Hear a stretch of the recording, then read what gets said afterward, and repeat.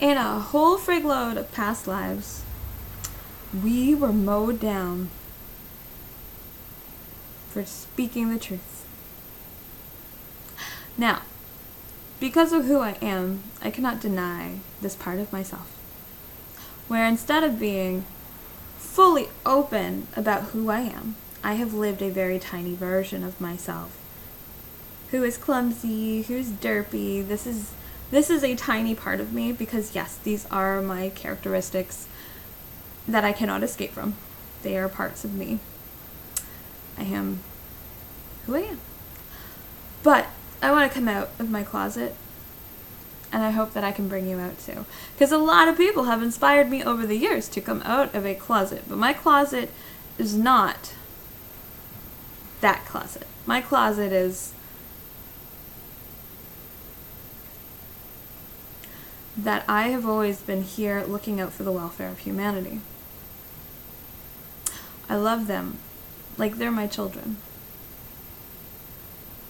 I love my children, but I worry about the welfare of all people as if they were my children. And I have done this since I was a little kid. I never understood why. And not understanding why has been part of the reason that we were able to find so many solutions. But what I also discovered is that people don't care about each other. Because we're not the same person. We want to look in the mirror and we say, I love myself. Now, I've always had the opposite. I've always hated myself. I've never come into a state of self-love until the past 2 years.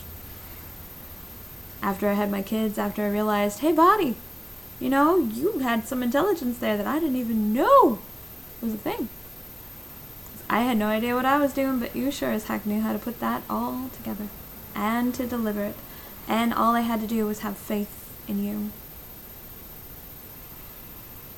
That it was possible. And this is going to bring me back to a very special other person. But when we tried to be like, oh no, we can stop so much suffering and pain from so many people, a lot of people closed the door. As they didn't want to hear about the pain and suffering of other people. They were already suffering, and they didn't need that extra pain and suffering. And I get that. When you're already going through a tough time, whatever you consider a tough time, it sucks to get hit with more tough times. It does. So, don't worry about it. It's cool. But during that search, during that time of frustration, of being like, we could prevent this, everything could be fine, everything could be stable, everything could be happy long term, we could have infinite energy, we could have, smart roads like China's currently building. That stuff is so cool. Everybody, in the majority, closed the door. And it was painful to watch the reality that you really are nothing to so many people. And that's okay, because I've always felt that way about myself my whole life, so why would I expect anybody else to see me in a different light? It's okay. Don't worry about it. But there is one person, and only one, that I found cared. To the point that they would be willing to sacrifice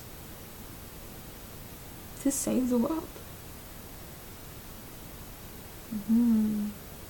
Now, I know plenty of other people who are willing, even to the very end, stand for what they believe in. So, I gotta put that in perspective, that there are other beautiful souls out there that are deserving of so much love and respect and but the synchronicity, the alignment of the play was to prevent what was coming. And do you know who that was? A lot of people think they're a fictional character in a book. Yes, their name was Jesus.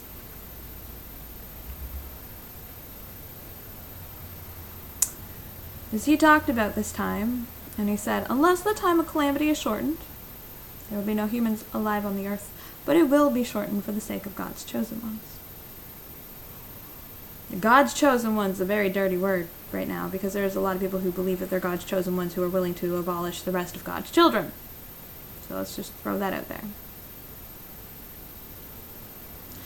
But, again, when that's what you're taught to believe, then that's where you either need to kind of reflect on what makes us so special, and why is nobody else special?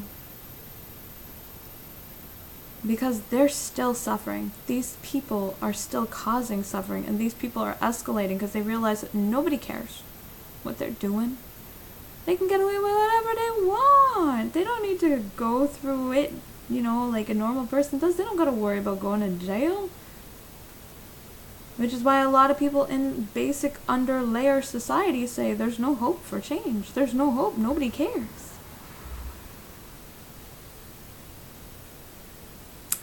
And kind of like the Jesus thing, all his friends abandoned him. They could have stood up for him. They didn't. They knew that they would die too. We understand it's terrifying to stand up when you're facing something that you're so afraid of. But what he proved is that there is no death. It's an illusion. You are literally everything. You are. We all are.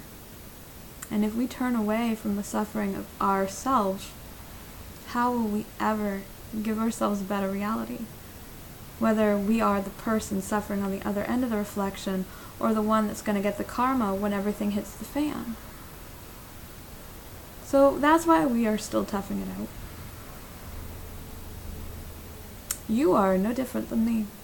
You have the same powers I do to change the world with every breath and every action. You might not believe that, but your opinion matters. If you love something and you share that with a friend, then your friend will probably love that too. They'll associate it with your memory. And that, my lovelies, is what Manna Up is all about. Stay tuned.